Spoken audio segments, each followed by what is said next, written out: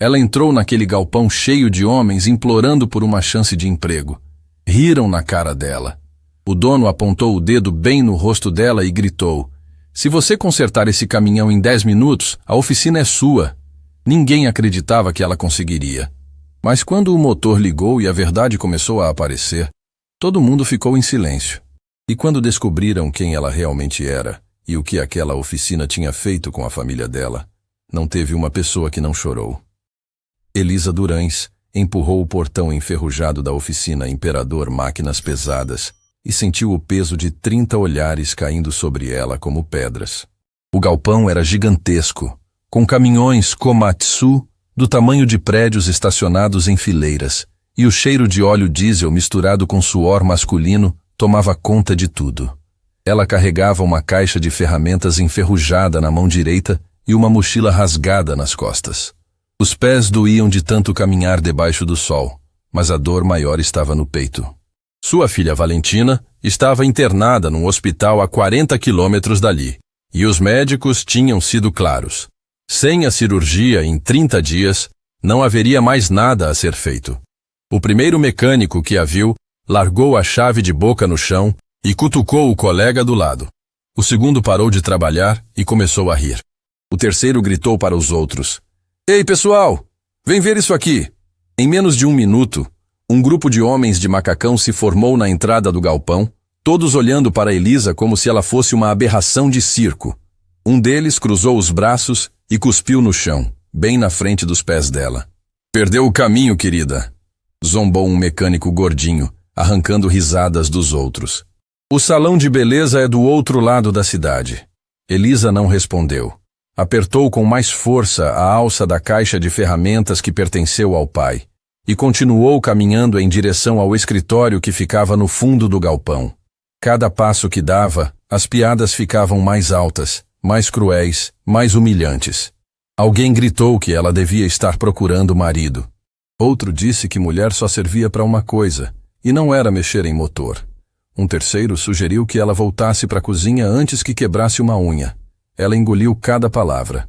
Engoliu a vontade de chorar, de gritar, de sair correndo daquele lugar. Porque toda vez que a dor da humilhação apertava, ela lembrava do rosto de Valentina naquela cama de hospital, pálida, magra, com tubos entrando e saindo do corpinho frágil. "Mãe, você vai conseguir", a menina tinha sussurrado naquela manhã, antes de Elisa sair. "Eu sei que você vai." O segurança da entrada se colocou na frente dela, bloqueando o caminho com o peito estufado. Era um homem enorme, com cara de poucos amigos e um sorriso debochado nos lábios. "Onde você pensa que vai? Preciso falar com o responsável pela oficina. Vim pedir emprego." O segurança olhou para ela de cima a baixo, depois olhou para a caixa de ferramentas e soltou uma gargalhada tão alta que ecoou pelo galpão inteiro. "Emprego? Emprego de quê? Aqui não é lugar para mulher, moça. Vai procurar emprego de faxineira em outro canto." "Sou mecânica", Elisa disse com a voz firme, apesar do coração disparado. "Especializada em máquinas pesadas. Trabalhei a vida inteira com isso." O segurança se virou para os mecânicos que assistiam à cena e gritou: "Ei, rapaziada, essa aqui diz que é mecânica, mecânica de máquina pesada." A explosão de risadas que veio foi tão violenta que alguns homens se dobraram, segurando a barriga. Um deles fingiu desmaiar de tanto rir. Outro batia palmas em câmera lenta, como se estivesse aplaudindo um palhaço. Foi nesse momento que ele apareceu. Gustavo Imperador desceu a escada do escritório com passos lentos, calculados, como se o mundo inteiro devesse parar para admirá-lo. Vestia uma camisa social cara, relógio que brilhava mesmo naquela luz suja de galpão, e tinha o tipo de sorriso que faz qualquer pessoa sentir nojo. Era o dono da oficina, herdeiro de um império construído pelo pai, mas que nunca havia tocado numa ferramenta na vida. Todos sabiam que ele era incompetente, arrogante, cruel, mas ninguém tinha coragem de dizer isso em voz alta. "O que está acontecendo aqui?" ele perguntou, fingindo curiosidade. "Por que todo mundo parou de trabalhar?" "Chefe", o segurança respondeu entre risos. "Essa mulher aqui diz que quer emprego de mecânica." Gustavo parou no meio do caminho e olhou para Elisa como se estivesse olhando para um inseto. Os olhos dele subiram e desceram pelo corpo dela, avaliando, julgando, desprezando. Depois, ele soltou uma risada curta pelo nariz e caminhou até ficar a menos de 1 metro de distância. Quem deixou essa mendiga entrar na minha oficina? As palavras saíram da boca dele como veneno, e Elisa sentiu cada letra perfurando o que restava da sua dignidade. Os mecânicos ao redor explodiram em gargalhadas novamente, alguns repetindo a palavra mendiga, como se fosse a piada do ano. Não sou mendiga, Elisa respondeu, erguendo o queixo. Sou mecânica e sei consertar qualquer máquina que estiver nesse galpão. Gustavo deu um passo para frente, invadindo o espaço dela, tentando intimidar. Mecânica? Você? Ele apontou o dedo indicador bem na cara dela, quase tocando o nariz. Suas mãos nem conseguem segurar uma chave de fenda direito. Olha só para você. Parece que saiu de um lixão. Minhas mãos consertaram mais motores do que todos esses homens juntos. Elisa respondeu sem recuar 1 centímetro. Me dá uma chance e eu provo. O galpão ficou em silêncio por 1 segundo. Ninguém esperava que ela respondesse assim. Ninguém esperava que uma mulher daquele tamanho, daquela aparência, tivesse aquela coragem nos olhos. Gustavo ficou vermelho. Não estava acostumado a ser desafiado, muito menos por alguém que ele considerava inferior. Abriu a boca para mandar expulsá-la, mas algo no olhar dela fez ele mudar de ideia. Era uma faísca, uma determinação que irritava profundamente. Quer provar? Ele disse com um sorriso maldoso se formando no canto dos lábios. Então prova. Ele se virou e apontou para um canto do galpão, onde um caminhão Komatsu gigantesco estava parado, coberto de poeira. Era uma máquina monstruosa, com rodas do tamanho de uma pessoa adulta, usada em mineração pesada. Aquele caminhão estava parado há meses porque nenhum mecânico conseguia descobrir o defeito. Vê aquele caminhão ali? Gustavo disse alto, para que todos ouvissem. Está parado há 5 meses. Ninguém consegue fazer essa porcaria funcionar. Elisa olhou para o caminhão. Era imenso, intimidador, o tipo de máquina que assustaria qualquer pessoa comum. Mas ela não era uma pessoa comum. Era filha de Antenor Durães, o homem que consertava o que ninguém mais conseguia. Se você consertar esse caminhão em 10 minutos, Gustavo continuou, agora com a voz cheia de teatro, eu dou a oficina inteira para você. O galpão explodiu em gargalhadas. Mecânicos se apoiavam uns nos outros para não cair de tanto rir. O segurança batia na própria coxa, vermelho de tanto gargalhar. Alguém gritou que deviam filmar aquilo para postar na internet. Outro disse que ia ser o maior vexame da história. Tem minha palavra, Gustavo completou, abrindo os braços como se estivesse fazendo uma promessa solene. Na frente de todas essas testemunhas, Tadeu, o encarregado e braço direito de Gustavo, se aproximou com um cronômetro na mão e um sorriso de escárnio no rosto. Posso marcar o tempo, chefe? Marca. Quero ver essa palhaçada de perto. Elisa olhou ao redor. Viu os rostos debochados, os sorrisos cruéis, os olhares de desprezo. Viu homens que a julgaram sem conhecer sua história, que a humilharam sem saber pelo que ela estava passando. E por um momento, uma pequena parte dela quis ir embora. Quis fugir daquela humilhação e nunca mais voltar. Mas então ela colocou a mão no bolso e sentiu a foto de Valentina. Aquela foto que ela carregava para todo lugar, tirada antes da menina adoecer, quando ainda corria e brincava e tinha cor nas bochechas. E lembrou da voz fraquinha da filha naquela manhã. Mãe, você vai conseguir. Elisa ergueu os olhos e olhou diretamente para Gustavo. O galpão inteiro ficou em silêncio esperando a resposta dela. Os segundos pareciam durar horas. O ar estava pesado, tenso, carregado. Aceito. A palavra saiu firme, clara, inabalável. E pela primeira vez desde que ela entrou naquele galpão, ninguém riu. Porque havia algo na voz daquela mulher que fez todos entenderem. Ela não estava brincando. Gustavo engoliu seco, mas manteve o sorriso arrogante. Tadeu, começa a contar o tempo quando ela tocar no caminhão. Elisa caminhou em direção àquela máquina gigantesca, sentindo os olhares de 40 homens queimando suas costas. O coração batia forte, as mãos tremiam de leve, mas ela não parou, porque desistir não era uma opção. Nunca foi. E enquanto se aproximava daquele caminhão que ninguém conseguia consertar, ela sussurrou baixinho só para si mesma. Pai, me guia. Pelo amor da sua neta, me guia. O cronômetro foi acionado. Os 10 minutos mais importantes da vida de Elisa Durães tinham começado. O cronômetro começou a correr e Elisa sentiu o peso do mundo inteiro sobre os ombros. O caminhão Komatsu era uma montanha de metal, com rodas que chegavam na altura do peito dela e um motor do tamanho de um carro pequeno. 40 homens formaram um semicírculo ao redor da máquina, alguns com os braços cruzados, outros já tirando o celular do bolso para filmar o que todos acreditavam ser o maior vexame do ano. Tadeu balançava o cronômetro no ar como se fosse um troféu. 9 minutos e 50 segundos, ele gritou com a voz cheia de deboche. Aproveita bem, queridinha. É o tempo que você tem antes de sair daqui chorando. Elisa ignorou. Subiu na lateral do caminhão usando os degraus de metal e alcançou a parte superior onde ficava o compartimento do motor. Quando abriu a tampa, que pesava mais de 100 quilos, alguns mecânicos pararam de rir. Não esperavam que ela soubesse nem onde ficava o motor, muito menos que conseguisse abrir sozinha. Olha só, um deles zombou. A boneca sabe abrir o capô. Já é mais do que eu esperava. Gargalhadas explodiram novamente, mas Elisa nem ouviu.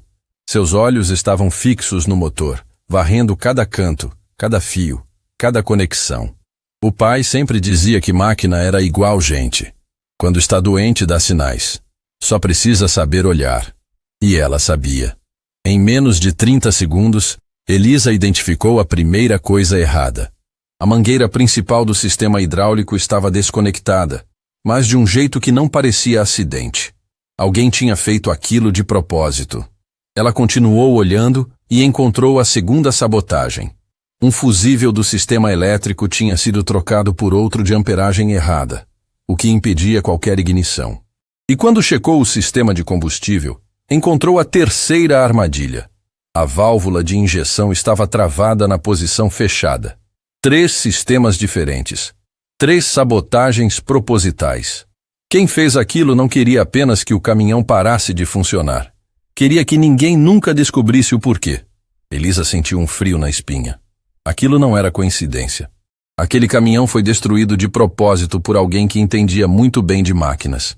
Mas não tinha tempo para pensar nisso agora. O cronômetro não parava. 8 minutos! Tadeu berrou lá de baixo. Tá pensando em quê? Em qual desculpa vai dar quando fracassar? Elisa mergulhou de cabeça no trabalho. As mãos se moviam com uma precisão que parecia impossível, reconectando a mangueira hidráulica com movimentos certeiros. Os mecânicos mais próximos pararam de rir e começaram a prestar atenção. Havia algo diferente no jeito que ela trabalhava. Uma segurança, uma fluidez que não combinava com alguém que estava fingindo saber o que fazia. Ei, vocês estão vendo isso? Um mecânico jovem sussurrou para o colega do lado. Cala a boca, ela só está enrolando para parecer que sabe. Mas a dúvida já estava plantada. Elisa fechou os olhos por um instante e respirou fundo. O cheiro de óleo e graxa invadiu suas narinas, e de repente, ela não estava mais naquele galpão hostil. Estava na oficina pequena do pai, com chão de terra batida e teto de zinco, aprendendo a identificar cada som, cada vibração, cada segredo que as máquinas guardavam. Escuta a máquina, filha. A voz do pai ecoou na memória dela. Ela sempre conta onde está a dor. Você só precisa ter paciência para ouvir. Elisa abriu os olhos. Eu estou ouvindo, pai. Ela sussurrou. Eu estou ouvindo. Suas mãos voaram para o quadro de fusíveis. Arrancou o fusível errado e colocou o correto, que por sorte estava na sua caixa de ferramentas. Aquela caixa velha e enferrujada que muitos ali achavam patética, guardava peças que ela foi colecionando ao longo de anos, justamente para situações assim. 6 minutos! Tadeu gritou, mas dessa vez a voz dele tinha um leve tremor. Vamos, desiste logo! Poupa a gente desse teatro! Elisa não respondeu. Estava completamente focada, completamente imersa no trabalho. O suor escorria pela testa, os músculos dos braços queimavam de esforço, mas ela não parava. Não podia parar. Quando suas mãos alcançaram a válvula de injeção travada, ela percebeu que precisaria de uma ferramenta específica para destravá-la. Uma chave que a maioria dos mecânicos nem sabe que existe. Abriu a caixa de ferramentas, procurou entre as peças antigas e encontrou. Uma chave de formato estranho, toda riscada, com as iniciais AD gravadas no cabo. Antenor Durães, seu pai. 4 minutos. A voz de Tadeu já não tinha mais deboche. Tinha nervosismo. Os mecânicos começaram a trocar olhares. Algo estava errado. Aquela mulher não estava apenas fingindo. Ela realmente sabia o que estava fazendo. E mais do que isso, estava trabalhando mais rápido e com mais precisão do que qualquer um deles conseguiria. Gustavo percebeu a mudança no ambiente e desceu do lugar onde estava observando. Caminhou até a frente do grupo, os olhos fixos em Elisa trabalhando lá em cima. O sorriso arrogante tinha desaparecido do rosto dele. O que está acontecendo? Ele perguntou baixo para Tadeu. Não sei, chefe. Mas ela parece que sabe o que está fazendo. Impossível. Nenhum dos nossos mecânicos conseguiu consertar esse caminhão. Eu sei. Por isso estou preocupado. Elisa destravou a válvula de injeção com um movimento preciso. A peça girou e se posicionou corretamente, liberando o fluxo de combustível. Agora só faltava uma última coisa. Verificar se todas as conexões estavam firmes e torcer para que as sabotagens não tivessem causado danos permanentes. 2 minutos! Tadeu gritou, e dessa vez sua voz rachou no meio. O galpão inteiro estava em silêncio agora. Ninguém mais ria, ninguém mais fazia piada. 40 homens prendiam a respiração, olhando para aquela mulher coberta de graxa, que trabalhava com uma concentração sobre-humana. Elisa fez as últimas verificações. Mangueira hidráulica reconectada e firme. Fusível correto no lugar. Válvula de injeção destravada e funcionando. Tudo parecia certo. Tudo precisava estar certo. Ela olhou para o céu por um segundo, como se pudesse ver através do teto de zinco do galpão. Pai, se você estiver me vendo, me ajuda agora. Pela sua neta, pela Valentina. 1 minuto! Tadeu quase engasgou nas palavras. Elisa desceu do caminhão com movimentos rápidos. Quando seus pés tocaram o chão, ela caminhou até a cabine do motorista e subiu. Os mecânicos se afastaram instintivamente, como se soubessem que algo grande estava prestes a acontecer. Gustavo deu um passo à frente, o rosto tenso, as mãos fechadas em punho. Não podia ser. Não podia ser verdade. Uma mulher qualquer saída do nada não podia fazer o que seus melhores mecânicos não conseguiram em 5 meses. 30 segundos! Tadeu gritou, a voz falhando. Elisa colocou a mão na chave de ignição. O metal estava frio contra seus dedos. Ela fechou os olhos e viu o rosto de Valentina sorrindo para ela. Viu o pai ensinando ela a escutar as máquinas. Viu o marido dizendo que ela era a pessoa mais forte que ele conhecia. 15 segundos! Elisa girou a chave. Por um momento, nada aconteceu. O silêncio era tão absoluto que dava para ouvir o coração de cada pessoa naquele galpão batendo descontrolado. E então, o motor rugiu. Um ronco grave, poderoso, ensurdecedor tomou conta do galpão inteiro. O caminhão Komatsu vibrou com força, as luzes do painel acenderam e o som daquela máquina funcionando depois de 5 meses parada fez o chão tremer debaixo dos pés de todo mundo. Elisa olhou para o cronômetro na mão de Tadeu. 9 minutos e 50 segundos. Tinha sobrado 10 segundos. O silêncio que se seguiu foi o mais pesado que aquele galpão já tinha presenciado. Ninguém se movia, ninguém respirava. 40 homens estavam paralisados, olhando para aquela mulher na cabine do caminhão como se tivessem acabado de ver um fantasma. Elisa desligou o motor e desceu do caminhão devagar. As pernas tremiam de exaustão e emoção, mas ela se manteve firme. Caminhou até ficar de frente para Gustavo, os olhos fixos nos dele, sem medo, sem hesitação. A oficina é minha agora, ela disse com a voz calma. Certo?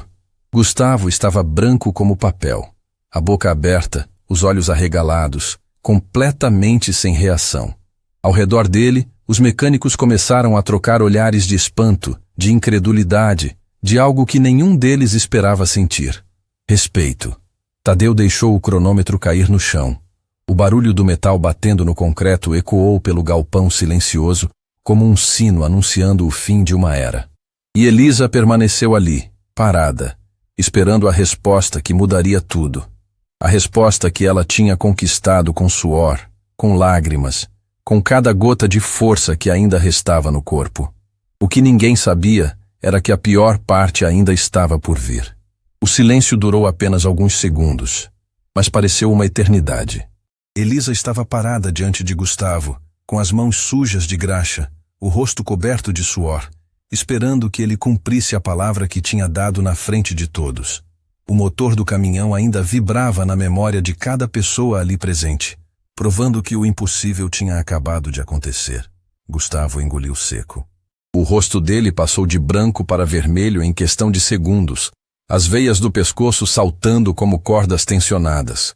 Ele olhou ao redor, viu os rostos chocados dos funcionários, viu Tadeu paralisado com o cronômetro no chão e sentiu algo que nunca tinha sentido antes: humilhação. E então, Elisa perguntou com a voz firme: "Você deu sua palavra, na frente de todas essas testemunhas?" Um murmúrio começou a correr entre os mecânicos. Alguns balançavam a cabeça em aprovação, outros cochichavam entre si, impressionados com o que tinham acabado de presenciar. Um deles, um homem mais velho que trabalhava no canto do galpão, deu um passo à frente como se quisesse dizer alguma coisa, mas se conteve. Gustavo apertou os punhos com tanta força que os nós dos dedos ficaram brancos. A mandíbula travada, os olhos injetados de raiva. Ele não podia aceitar aquilo. Não podia permitir que uma mulher, uma desconhecida, uma pessoa que ele considerava inferior, tivesse vencido na frente de todos os seus funcionários. "Você está de brincadeira, né?" Ele disse por fim, a voz saindo como um rosnado. "Brincadeira? Você fez uma proposta.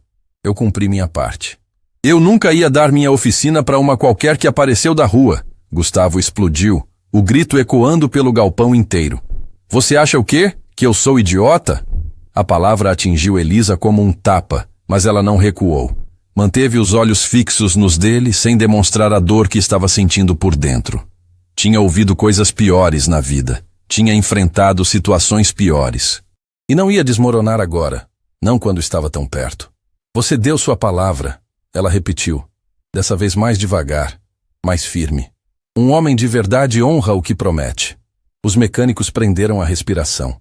Ninguém nunca tinha falado assim com Gustavo Imperador. Ninguém tinha essa coragem, esse atrevimento. O ar do galpão ficou tão pesado que parecia difícil respirar.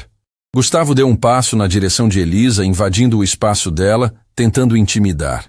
"Me escuta bem, sua ninguém. Eu sou o dono desse lugar, eu mando aqui. E você não passa de uma mosca que entrou onde não devia. Então você admite que sua palavra não vale nada?"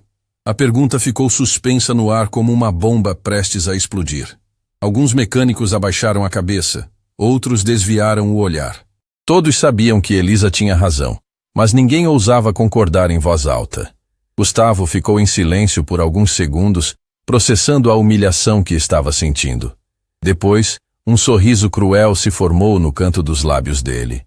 Um sorriso que não tinha nada de alegria, apenas maldade. "Quer saber?" Ele disse em voz alta para que todos ouvissem. "Até admiro sua coragem. Poucas pessoas me enfrentam assim." Por um momento, Elisa pensou que talvez, só talvez, ele fosse surpreendê-la. Que talvez houvesse uma pequena faísca de honra naquele homem. "Por isso vou te fazer uma proposta generosa", Gustavo continuou. "Você pode ficar. Pode trabalhar aqui." Elisa sentiu o coração acelerar. Será que tinha conseguido? Como faxineira. A palavra caiu como uma bigorna sobre a cabeça de Elisa. Ao redor, alguns mecânicos soltaram risadinhas nervosas, mais por alívio de não estarem na posição dela do que por acharem graça. "Faxineira?" Elisa repetiu, a voz tremendo de indignação. "É, já que você gosta tanto de trabalhar, pode limpar o chão desse galpão. Pagar um salário mínimo para você esfregar banheiro já é muito mais do que você merece. Eu consertei um caminhão que nenhum dos seus mecânicos conseguiu tocar em 5 meses. E daí?" Gustavo deu de ombros. "Teve sorte. Aposto que não consegue repetir." Elisa sentiu as lágrimas querendo brotar, mas as segurou com toda a força que tinha. Não ia chorar na frente daquele homem. Não ia dar esse gostinho para ele. "Você é um covarde", ela disse baixo, mas com uma firmeza que cortou o ar. Um covarde que não tem coragem de honrar a própria palavra. Gustavo parou de sorrir. A frase tinha atingido em cheio, porque era verdade. E a verdade sempre dói mais. O que você disse? Disse que você é covarde. E todo mundo aqui sabe disso. O rosto de Gustavo se contorceu de ódio. Ele olhou para os lados, viu um balde de água suja que os mecânicos usavam para lavar peças e, num movimento rápido, pegou o balde e jogou todo o conteúdo em cima de Elisa. A água imunda, misturada com óleo e sujeira, encharcou ela da cabeça aos pés. O galpão inteiro ficou em silêncio. Um silêncio de horror. Elisa ficou parada, a água escorrendo pelo rosto, pelo cabelo, encharcando a roupa. O frio da humilhação era pior que o frio da água. Mas ela não se moveu, não chorou, não gritou. Apenas olhou para Gustavo com uma expressão que ele jamais esqueceria. Isso, ela disse com a voz rouca, apontando para a água suja escorrendo do corpo. Foi a prova de tudo o que eu falei. Gustavo percebeu que tinha ido longe demais. Os funcionários estavam paralisados, alguns com expressões de horror, outros de nojo. Não nojo dela, nojo dele. Ele tinha cruzado uma linha que não deveria ter cruzado, e todos tinham visto. "Tirem ela daqui!" Ele berrou para os seguranças, tentando retomar o controle. "Arrastem essa mulher para fora, e nunca mais deixem ela entrar." 2 seguranças se aproximaram de Elisa, mas hesitaram. Não queriam tocar nela depois do que tinham acabado de presenciar. Não queriam fazer parte daquela injustiça. "Vocês estão surdos?" Gustavo gritou. "Tirem ela daqui agora!" Os seguranças finalmente seguraram Elisa pelos braços e começaram a conduzi-la em direção à saída. Ela não resistiu. Não tinha forças para resistir. Mas enquanto era levada, seus olhos varreram o galpão, procurando os rostos daqueles homens que tinham assistido tudo calados. E então ela viu. No canto mais afastado do galpão, um homem de idade avançada estava de pé, com os olhos cheios de lágrimas. Era o mesmo que tinha dado um passo à frente minutos antes, como se quisesse falar algo. Seu Norato, o mecânico mais antigo da oficina, aquele que conhecia cada segredo daquele lugar. Quando os olhares deles se cruzaram, Elisa viu algo que não esperava. Reconhecimento. Como se ele soubesse algo sobre ela que nem ela mesma sabia. "Esperem!" Seu Norato gritou de repente, a voz rouca cortando o silêncio. "Isso está errado! Isso é errado!" Gustavo se virou para ele com fúria nos olhos. "Cala a boca, velho! Volta pro seu canto antes que eu te mande embora também. Eu vi o que aconteceu. Você deu sua palavra e agora humilha uma mulher que só queria uma chance? Eu mando aqui. Eu decido o que é certo e errado." Seu Norato balançou a cabeça, as lágrimas escorrendo pelo rosto enrugado. O seu pai nunca faria isso. Nunca. A menção ao pai fez Gustavo congelar. Era um assunto que ninguém tocava. Uma ferida que nunca tinha cicatrizado. O pai de Gustavo tinha construído aquela oficina do zero, com honra e trabalho duro. E agora estava vendo o filho destruir tudo. "Não fala do meu pai", Gustavo rosnou. "Alguém precisa falar", Norato respondeu. "Porque ele está lá em cima vendo o que você se tornou, e deve estar com vergonha." Por um segundo pareceu que Gustavo ia avançar no velho, mas algo o impediu. Talvez o olhar dos funcionários, talvez a própria consciência pesando. Ele apenas apontou o dedo para Norato e disse com a voz tremendo de raiva: "Você está demitido. Suma daqui antes que eu faça coisa pior."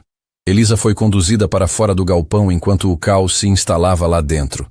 A última coisa que ouviu antes de ser deixada do lado de fora foi a voz de seu Norato gritando: "A verdade sempre aparece, sempre!" Do lado de fora, Elisa ficou parada sob o sol, a água suja ainda escorrendo das roupas. O corpo tremia de frio e humilhação, mas ela se manteve de pé. Tinha perdido. Tinha dado tudo de si e ainda assim tinha perdido. Mas quando levantou os olhos, viu algo que mudou tudo. Seu Norato estava saindo pela porta lateral do galpão, caminhando na direção dela com passos apressados. E no rosto dele havia urgência, determinação e um segredo que estava prestes a mudar a vida de Elisa para sempre.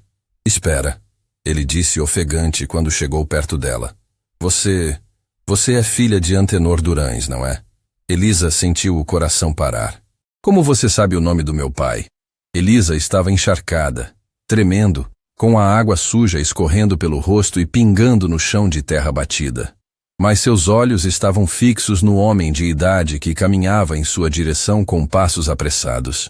Seu Norato tinha o rosto marcado pelo tempo, as mãos calejadas de quem trabalhou a vida inteira, e nos olhos dele havia algo que Elisa não conseguia decifrar.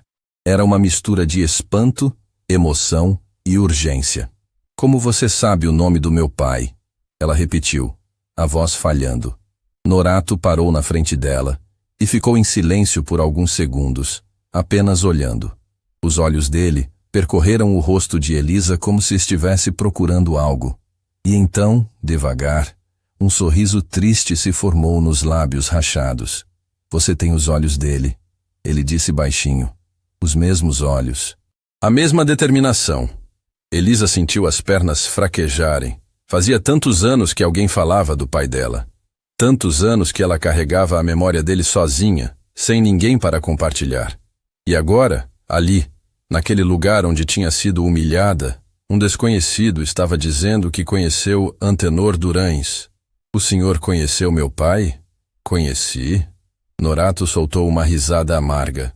Seu pai foi o melhor amigo que eu tive na vida. Trabalhamos juntos nessa oficina por mais de 15 anos. Elisa arregalou os olhos. Meu pai trabalhou aqui? Trabalhou. Foi o melhor mecânico que essa oficina já viu. O melhor mecânico que esse país já viu. Norato apontou para o galpão atrás deles. Tudo que existe ali dentro foi construído com o suor do seu pai. Cada máquina que passa por aquela porta carrega um pouco do conhecimento dele. As lágrimas começaram a escorrer pelo rosto de Elisa, se misturando com a água suja que ainda pingava do cabelo. Ela nunca soube que o pai tinha trabalhado naquela oficina. Ele nunca contou. Por quê? Mas ele nunca me falou sobre isso, ela disse confusa. Nunca mencionou esse lugar. Norato abaixou a cabeça, e quando levantou de novo, havia dor nos olhos. Uma dor antiga, guardada por anos. Porque seu pai foi expulso daqui. Expulso e silenciado. Como assim silenciado? Norato olhou ao redor, verificando se ninguém estava ouvindo. Depois, pegou Elisa pelo braço com delicadeza e a conduziu para trás de um galpão abandonado, longe dos olhos curiosos. O que eu vou te contar agora, ele disse em voz baixa. Eu guardei por anos. Guardei com medo, com vergonha, com remorso. Mas depois do que eu vi hoje, do que aquele covarde fez com você, eu não consigo mais ficar calado. Elisa prendeu a respiração. Seu pai descobriu uma coisa grave. Muito grave. Norato engoliu seco antes de continuar. A oficina estava vendendo peças defeituosas para as mineradoras. Peças que pareciam novas, mas eram recondicionadas de forma irregular. Peças que podiam falhar a qualquer momento. Peças defeituosas? Sim, e não era pouca coisa. Eram lotes inteiros. Centenas de peças que iam para máquinas gigantes. Caminhões que carregam toneladas. Equipamentos que operam em condições extremas. A voz de Norato tremeu. Seu pai percebeu que aquilo ia acabar em tragédia. Que mais cedo ou mais tarde, alguma máquina ia falhar e alguém ia se machucar. Ou pior, Elisa sentiu um calafrio percorrer a espinha. E o que ele fez? Tentou denunciar. Juntou provas, documentos, tudo o que conseguiu. Ia levar para as autoridades. Norato fechou os olhos como se a lembrança fosse dolorosa demais. Mas antes que ele conseguisse, aconteceu o acidente. A palavra acidente fez o coração de Elisa apertar. O pai tinha falecido em um acidente de trabalho quando ela ainda era adolescente. Um acidente que nunca foi bem explicado, que sempre teve perguntas sem respostas. Que acidente? Ela perguntou, a voz saindo como um sussurro. Disseram que foi falha mecânica, que o elevador de carga cedeu e seu pai caiu. Mas eu estava lá naquele dia, Elisa. Eu vi. Norato abriu os olhos e eles estavam cheios de lágrimas. Aquele elevador tinha sido revisado uma semana antes, pelo próprio Antenor. Era impossível ter falhado. Elisa sentiu o mundo girar ao redor. As pernas cederam e ela caiu de joelhos no chão. A verdade que estava ouvindo era grande demais, pesada demais, devastadora demais. Você está dizendo que meu pai foi... Estou dizendo que seu pai descobriu uma fraude e que uma semana depois ele estava morto. Norato se ajoelhou ao lado dela e segurou suas mãos. Eu sempre soube que não foi acidente. Sempre. Mas eu tinha medo. Tinha família, tinha filhos para criar. E fiquei calado como um covarde. As lágrimas de Elisa agora eram um rio. Chorava pelo pai que perdeu, pela verdade que nunca soube, pelos anos que passou acreditando em uma mentira. Quem fez isso? Ela perguntou entre soluços.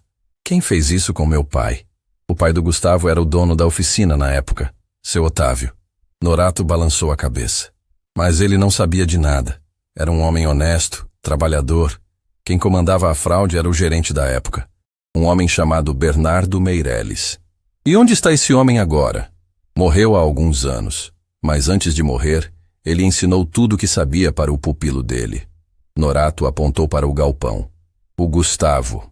Elisa sentiu uma onda de náusea. O homem que tinha acabado de humilhá-la, que tinha jogado água suja nela, era o herdeiro do esquema que destruiu sua família. Gustavo sabe o que aconteceu com meu pai? Não sei se sabe os detalhes. Mas ele continuou a fraude. Continua até hoje. Norato tirou um papel dobrado do bolso do macacão. Seu pai me deu isso na véspera do acidente. Pediu para eu guardar caso alguma coisa acontecesse com ele. Eu guardei por todos esses anos, esperando o momento certo. Elisa pegou o papel com as mãos tremendo. Era uma carta escrita à mão, com a letra que ela conhecia tão bem. A letra do pai. Minha filha querida, ela começou a ler em voz alta, a voz embargada. Se você está lendo isso, é porque algo aconteceu comigo. Mas não chore por mim.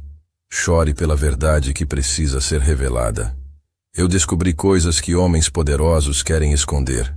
Coisas que custaram vidas e vão continuar custando se ninguém fizer nada. Eu tentei fazer a coisa certa. E talvez tenha pago o preço por isso. Mas você, minha filha, você é mais forte do que eu. Você tem o fogo nos olhos que eu sempre admirei. Se um dia você descobrir essa carta, prometa que vai terminar o que eu comecei. Prometa que vai fazer justiça, não por mim, pelos inocentes que ainda podem ser salvos. Com todo o amor do mundo, seu pai, Antenor. Elisa terminou de ler e ficou em silêncio. As lágrimas tinham parado de cair. No lugar delas, havia algo diferente nos olhos dela agora. Uma chama. Uma determinação que vinha de um lugar profundo. Tem mais uma coisa. Norato disse hesitante. Uma coisa que eu não sei se devo contar. Fala. As peças defeituosas que a oficina vende, elas continuam causando acidentes.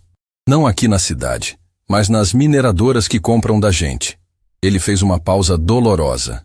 Há alguns anos, um caminhão capotou numa mineradora no norte do estado. O motorista não resistiu. Elisa franziu a testa. E o que isso tem a ver comigo? Norato a olhou com uma tristeza infinita. O caminhão tinha sido consertado aqui na oficina, com peças defeituosas, e o motorista, ele engoliu seco. O motorista se chamava Renato Durães. O mundo parou de girar. Elisa sentiu como se alguém tivesse arrancado o coração do peito dela com as mãos. Renato, seu marido, o pai da sua filha, o homem que ela amou com todas as forças e que perdeu num acidente que disseram ser fatalidade. Não, ela sussurrou. Não. Eu só descobri a conexão há alguns meses, Norato disse com a voz embargada. Quando vi o sobrenome dele nos registros antigos, Durães, o mesmo sobrenome do seu pai. Aí eu pesquisei e descobri que ele era seu marido. Elisa caiu de costas no chão, olhando para o céu, tentando respirar. A mesma oficina que tinha tirado o pai dela tinha tirado o marido. A mesma fraude, a mesma ganância. A mesma maldade que passava de geração em geração como uma doença. Meu pai, meu marido. Ela murmurou para o nada. Eles tiraram tudo de mim. Norato se aproximou e sentou ao lado dela. Por isso eu não podia mais ficar calado. Por isso eu gritei lá dentro, mesmo sabendo que ia ser mandado embora. Ele segurou a mão dela com força. Você não veio parar aqui por acaso, Elisa. Você veio porque precisava saber a verdade. Elisa ficou em silêncio por um longo tempo. O sol estava começando a se pôr, pintando o céu de laranja e vermelho. Ela pensou no pai, no marido, na filha que estava num hospital esperando por ela. Pensou em tudo que tinha perdido e em tudo que ainda podia perder. E então, devagar, ela se levantou. Seu Norato, ela disse com a voz firme, O senhor ainda tem os documentos que meu pai juntou? Tenho, guardados num lugar seguro. E sabe onde estão as provas da fraude atual? Sei de algumas coisas. Sei onde eles guardam os registros, sei quais fornecedores estão envolvidos. Elisa olhou para o galpão da oficina, onde as luzes começavam a se acender. O lugar que tinha destruído sua família. O lugar onde ela tinha sido humilhada. O lugar que agora seria o palco da justiça. Então a gente vai precisar de um plano, ela disse. Norato a olhou surpreso. Um plano para quê? Elisa se virou para ele, e nos olhos dela havia uma determinação que ele só tinha visto uma vez na vida. Nos olhos de Antenor Durães. Um plano para derrubar esse império de mentiras. E para fazer justiça por todos que essa família destruiu. Mas antes de qualquer coisa, ela precisava ver a filha. Precisava olhar nos olhos de Valentina e encontrar forças para o que viria pela frente. Porque a batalha que estava começando seria a mais difícil da vida dela. E dessa vez, ela não lutaria apenas por um emprego. Lutaria por vingança, por justiça, por amor. Elisa correu os 40 quilômetros até o hospital como se a vida dependesse disso. E dependia. Não a dela, mas a de Valentina. A menina que era a razão de cada respiração, de cada luta, de cada lágrima engolida. Quando chegou ao quarto, já era noite, e a filha estava acordada, olhando pela janela com aqueles olhos grandes demais para um rosto tão magro. Mãe! Valentina abriu um sorriso fraco quando viu Elisa entrando. Você demorou. Fiquei preocupada. Elisa se aproximou da cama e abraçou a filha com cuidado, sentindo os ossinhos frágeis sob a camisola do hospital. Valentina tinha perdido peso nas últimas semanas.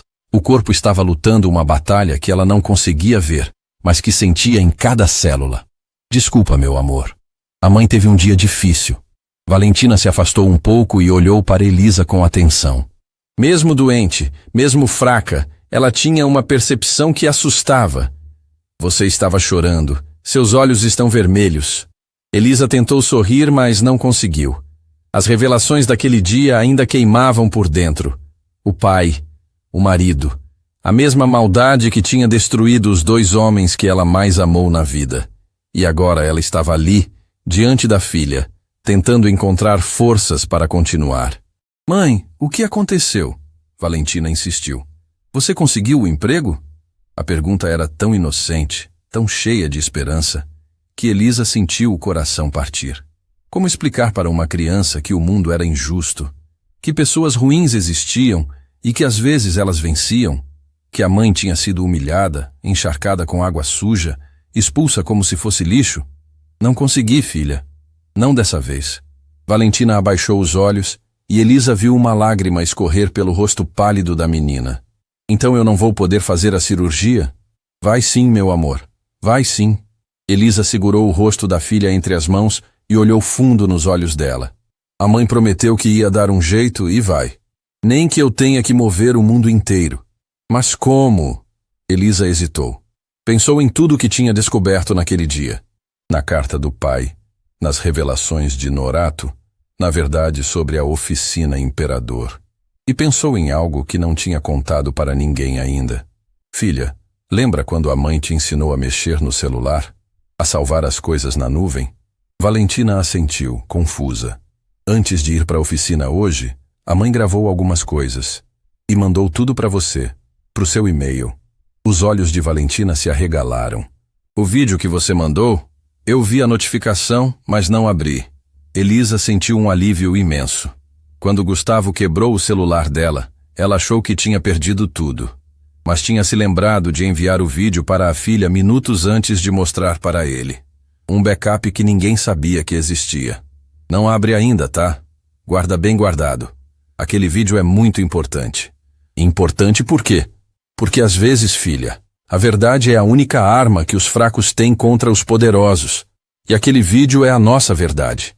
Valentina não entendeu completamente, mas assentiu com a cabeça, confiando na mãe como sempre confiou. Elisa ficou ali por mais 1 hora, fazendo carinho no cabelo da filha até ela dormir. E enquanto via o peito de Valentina subir e descer devagar, ela tomou uma decisão.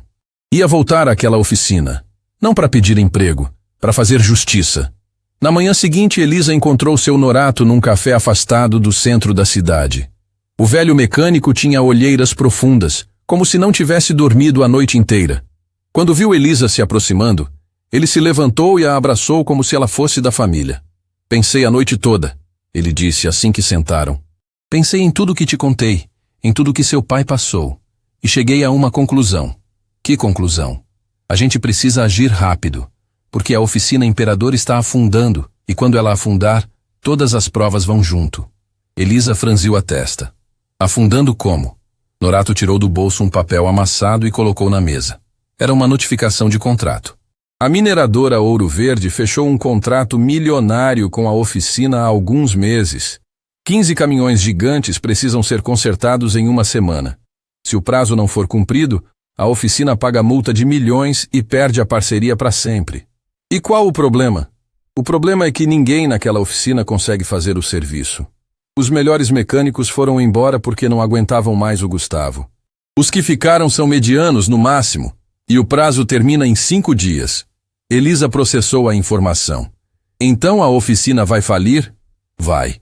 E quando falir, o Gustavo vai destruir todos os documentos, todas as provas, vai sumir com tudo que pode incriminar ele e começar de novo em outro lugar. É assim que gente como ele funciona. O sangue de Elisa ferveu. A ideia de Gustavo escapando impune, livre para destruir outras vidas, era insuportável. Mas tem outro problema. Norato continuou. Se a oficina falir, 40 famílias perdem o emprego. 40 pais de família que não têm nada a ver com as fraudes do Gustavo. Gente honesta que só quer trabalhar e colocar comida na mesa. Elisa ficou em silêncio. Pensou nos mecânicos que riram dela. Nos que ficaram calados enquanto ela era humilhada. Mas também pensou nos que talvez tivessem filhos, esposas, sonhos. Gente que ia sofrer por causa da incompetência de um herdeiro mimado. O que o senhor está sugerindo? Norato a olhou nos olhos. Estou sugerindo que você volte lá. Voltar? Depois de tudo que fizeram comigo? Não por eles. Pelas famílias inocentes. E pela chance de pegar as provas que a gente precisa. Elisa balançou a cabeça, incrédula. O senhor quer que eu salve a oficina que destruiu minha família? Quero que você salve as pessoas que trabalham lá. E de quebra, pegue as provas que vão destruir o Gustavo de uma vez por todas. O plano era arriscado, era louco, era quase impossível, mas havia uma lógica torta nele que fazia sentido. Se Elisa conseguisse consertar os caminhões, ganharia a confiança dos funcionários. Teria acesso aos documentos e poderia reunir tudo o que precisava para expor a verdade. E se o Gustavo não me deixar entrar? Norato sorriu pela primeira vez. Ele vai deixar, porque não tem outra opção. Nenhum mecânico na região consegue fazer aquele serviço no prazo. Só você. Elisa pensou na filha no hospital. Nos 20 e poucos dias que restavam para a cirurgia. No dinheiro que não tinha. E pensou que talvez, só talvez, aquela fosse a única chance de conseguir tudo de uma vez. Justiça para o pai, justiça para o marido e salvação para a filha. Tá bom, ela disse por fim. Eu volto. Norato apertou a mão dela com força. Seu pai ficaria orgulhoso. Meu pai ficaria com medo. Mas faria a mesma coisa. 2 horas depois, Elisa estava de pé na frente do galpão da oficina Imperador. O sol batia forte, e ela podia ver a movimentação lá dentro. Mecânicos correndo de um lado para o outro, gritaria, caos. Estavam desesperados. Ela respirou fundo, ajeitou a caixa de ferramentas do pai na mão e caminhou em direção à entrada. Dessa vez, ninguém riu. Dessa vez, quando ela entrou, os mecânicos pararam o que estavam fazendo e olharam para ela em silêncio. Alguns com vergonha, outros com surpresa, e alguns, poucos, com algo que parecia esperança. Gustavo apareceu no topo da escada do escritório, o rosto vermelho de raiva. O que essa mulher está fazendo aqui? Eu mandei nunca mais deixarem ela entrar. Elisa parou no meio do galpão, ergueu a cabeça e disse em voz alta para que todos ouvissem. Vim consertar seus caminhões. Não por você, pelas 40 famílias que vão perder o emprego se essa oficina falir. O galpão ficou em silêncio absoluto. E então, um por um, os mecânicos começaram a se levantar e caminhar na direção de Elisa. Não para expulsá-la, para se posicionar ao lado dela. Gustavo olhou a cena de cima, sozinho, e pela primeira vez na vida, sentiu algo que nunca tinha sentido antes. Medo. Os mecânicos formaram um semicírculo ao redor de Elisa, e pela primeira vez desde que ela pisou naquela oficina, ninguém estava rindo. Gustavo desceu a escada do escritório com passos pesados, o rosto contorcido de raiva, sem acreditar no que estava vendo. Seus próprios funcionários tinham se posicionado ao lado da mulher que ele tinha humilhado e expulsado no dia anterior. "Vocês enlouqueceram?" ele gritou. "Saiam da frente dela agora!" Ninguém se moveu. Um mecânico jovem, que no dia anterior tinha rido junto com os outros, deu um passo à frente. "Senhor Gustavo, a gente precisa desses caminhões consertados. Nossas famílias dependem disso. Se ela pode fazer o trabalho, a gente não vai impedir. Eu mando aqui! Eu decido quem trabalha e quem não trabalha!" Foi quando uma voz rouca cortou o ar. "Então manda a gente embora!" Todos se viraram. Era Tadeu. O mesmo Tadeu que tinha segurado o cronômetro com deboche, que tinha gritado a contagem regressiva querendo ver Elisa fracassar. Agora ele estava de pé no meio do grupo, com os olhos vermelhos e a voz tremendo. "Tadeu?" Gustavo não acreditava. "Você também?" Tadeu caminhou devagar até ficar de frente para Elisa. Parou ali, em silêncio, por alguns segundos que pareceram eternos. Depois, para espanto de todos, ele se ajoelhou no chão de concreto. "Me perdoa", ele disse com a voz embargada. "Pelo que eu fiz, pelo que eu falei, por ter rido de você quando devia ter ficado calado." Elisa olhou para aquele homem ajoelhado e sentiu algo que não esperava sentir. Compaixão. Ela sabia o que era ser pressionado a fazer coisas erradas. Sabia o que era ter medo de perder o emprego, de não conseguir sustentar a família. "Levanta", ela disse baixo. "Não precisa ficar de joelho. Precisa sim, porque ontem eu fui covarde. E hoje eu quero ser diferente." Tadeu se levantou devagar e olhou nos olhos de Elisa. "Minha filha tem a mesma idade que a sua. Se fosse ela precisando de ajuda, eu ia querer que alguém desse uma chance para minha esposa." Ele engoliu seco. "Me deixa ajudar. Me deixa fazer a coisa certa pelo menos uma vez." Elisa assentiu em silêncio. E naquele momento, algo mudou no galpão. A tensão que existia começou a se transformar em outra coisa, em esperança. Gustavo assistia à cena de cima, paralisado. Estava perdendo o controle da própria oficina. Seus funcionários estavam se rebelando, escolhendo uma desconhecida no lugar dele. A humilhação era quase insuportável. "Vocês vão se arrepender!" Ele gritou antes de voltar para o escritório e bater a porta com força. Elisa respirou fundo e olhou ao redor. 15 caminhões gigantes estavam espalhados pelo galpão, todos com problemas diferentes, todos precisando de conserto em menos de 5 dias. Era um trabalho insano, quase impossível, mas ela tinha enfrentado coisas piores. "Vamos trabalhar", ela disse. "Não temos tempo a perder." As horas seguintes foram um turbilhão de atividade. Elisa organizou os mecânicos em equipes, distribuiu tarefas de acordo com as habilidades de cada um e começou a trabalhar no caminhão mais complexo. Suas mãos se moviam com uma precisão que deixava todos impressionados. Era como se ela e a máquina falassem a mesma língua. No fim do primeiro dia, 3 caminhões estavam funcionando perfeitamente. No segundo dia, mais 4 foram consertados. Elisa mal dormia. Cochilava algumas horas no chão do galpão, enrolada numa lona, e acordava antes do sol nascer para continuar trabalhando. Os mecânicos se revezavam para trazer comida e água para ela, preocupados com seu estado. Na terceira noite, quando Elisa estava debaixo de um caminhão verificando o sistema de freios, seu Norato se aproximou com uma pasta na mão. "Trouxe o que você pediu", ele disse baixo. Elisa saiu de debaixo do caminhão e pegou a pasta. Dentro havia dezenas de documentos amarelados pelo tempo. Notas fiscais de peças defeituosas, relatórios de manutenção falsificados, registros de pagamentos suspeitos. Tudo que seu pai tinha reunido antes de ser silenciado. "Isso é suficiente para derrubar o Gustavo?" ela perguntou. "Isso é suficiente para derrubar o Gustavo, os fornecedores e todo mundo que participou da fraude." Norato apontou para um documento específico. "E olha isso aqui." Elisa leu o papel e sentiu o sangue gelar. Era um relatório de manutenção de 5 anos atrás. O caminhão que matou seu marido Renato tinha passado por aquela oficina semanas antes do acidente. E a assinatura no relatório, autorizando o uso de peças defeituosas, era de Bernardo Meirelles. O mesmo homem que tinha sido mentor de Gustavo. Ele sabia. Elisa sussurrou. Ele sabia que essas peças iam falhar. Todos sabiam. E continuam sabendo. Elisa guardou os documentos na caixa de ferramentas do pai, junto com a carta que ele tinha deixado. Agora ela tinha tudo o que precisava. Provas do passado e provas do presente. Faltava apenas o momento certo para usar. Na quarta noite, quando faltavam apenas 2 caminhões para terminar, o celular de Elisa tocou. Era o hospital. Senhora Durães? A voz do outro lado era séria. Precisamos conversar sobre a situação da sua filha.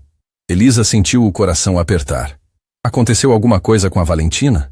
Ela está estável, mas os exames mais recentes mostraram que a condição dela está avançando mais rápido do que esperávamos. O prazo para a cirurgia diminuiu. Diminuiu quanto? Temos no máximo 2 semanas agora. Depois disso, não podemos garantir que a cirurgia seja bem-sucedida. Elisa desligou o telefone e ficou parada no escuro do galpão tentando respirar. 2 semanas. 15 dias para conseguir o dinheiro de uma cirurgia que custava mais do que ela ganharia em anos.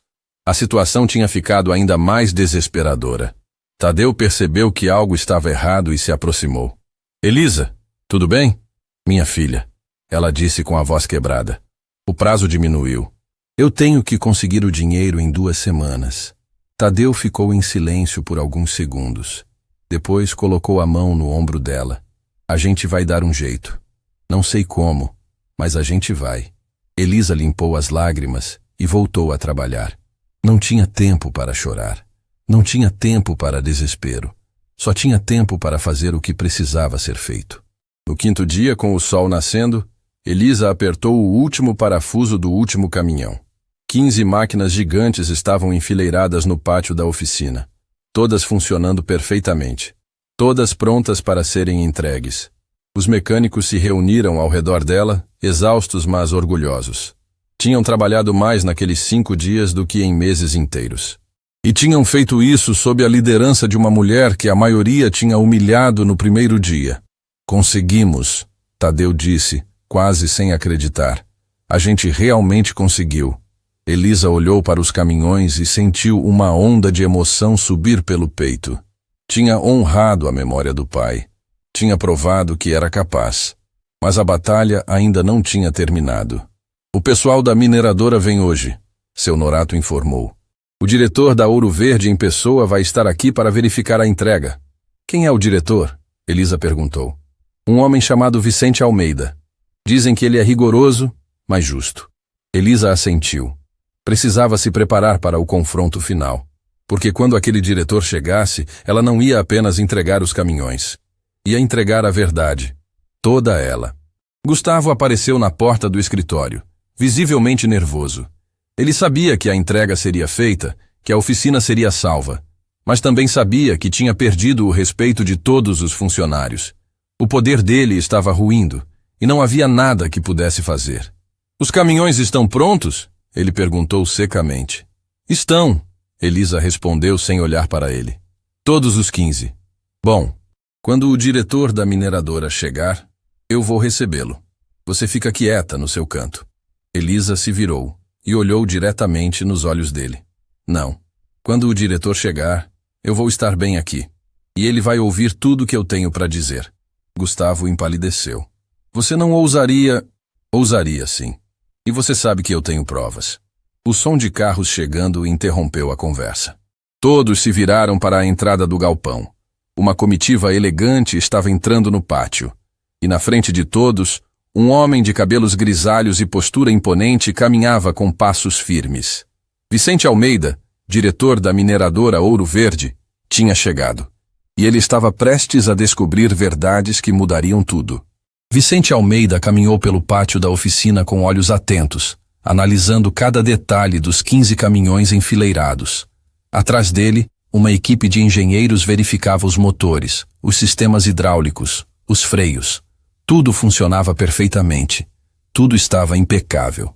Gustavo correu até o diretor com um sorriso forçado no rosto, estendendo a mão como se fossem velhos amigos. Senhor Vicente, que prazer recebê-lo. Como pode ver, cumprimos o prazo com folga. A oficina Imperador sempre entrega o que promete. Vicente apertou a mão dele sem entusiasmo e continuou olhando ao redor. Quem foi o responsável pelo trabalho?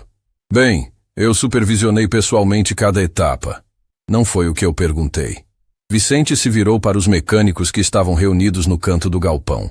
Quem liderou o conserto desses caminhões? O silêncio durou apenas alguns segundos. Então Tadeu deu um passo à frente e apontou para Elisa. Foi ela, senhor. Elisa Durães. Ela liderou tudo. Vicente franziu a testa e caminhou na direção de Elisa.